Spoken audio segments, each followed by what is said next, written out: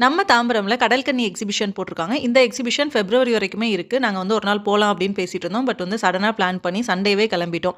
Sunday evening தான் நாங்க எல்லாருமே போயிருந்தோம். இதோட என்ட்ரி ஃபீஸ் பார்த்தீங்கன்னா ₹100 சார்ஜ் பண்றாங்க. குழந்தைங்களுக்கு 3 ஃபீட்டுக்கு மேல இருந்தா மட்டும் தான் சார்ஜ் பண்றாங்க.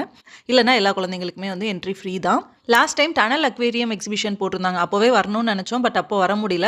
ஸோ இந்த டைம் வந்து மெர்மைட் ஷோ இருக்கிறதுனால கண்டிப்பா போயிடலான்னு சொல்லிட்டு எல்லாருமே கிளம்பிட்டோம்.